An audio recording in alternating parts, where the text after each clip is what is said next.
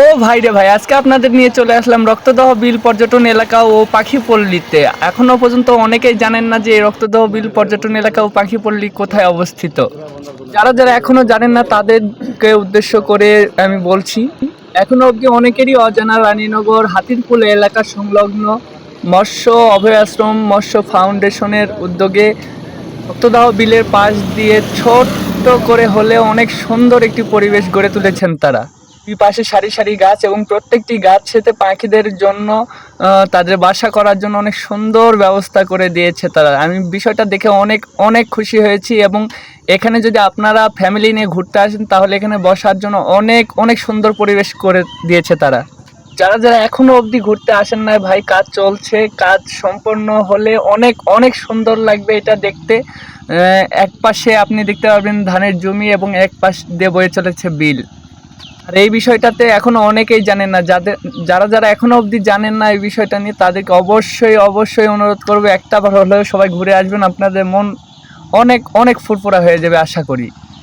তো কথা না বলে চলুন পুরো পর্যটন এলাকা আপনাদের ঘুরিয়ে দেখাই, ভিডিওটির সাথেই থাকুন।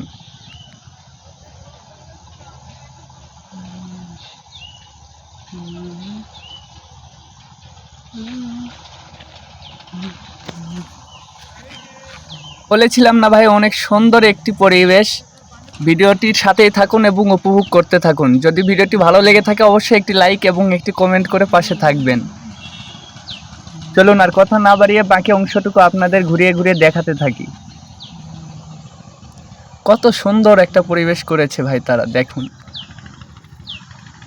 আর একটা বিষয় আমার অনেক অনেক ভালো লাগছে, প্রতিটা গাছে পাখিদের বাসা করার জন্য তারা 2 থেকে 3টা করে এরকম মাটির তৈরি বাসা তারা লাগিয়ে দিয়েছেন, যেটার কারণে পাখিদের বাসা করতে অনেক সুবিধা হবে।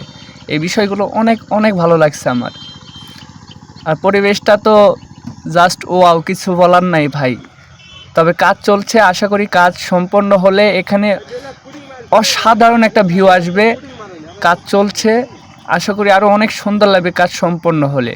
তো যারা যারা এখনও অবধি জানেন না তারা অবশ্যই একটাবার হলেও ঘুরতে যাবেন, আশা করি আপনাদের মন ভালো হয়ে যাবে।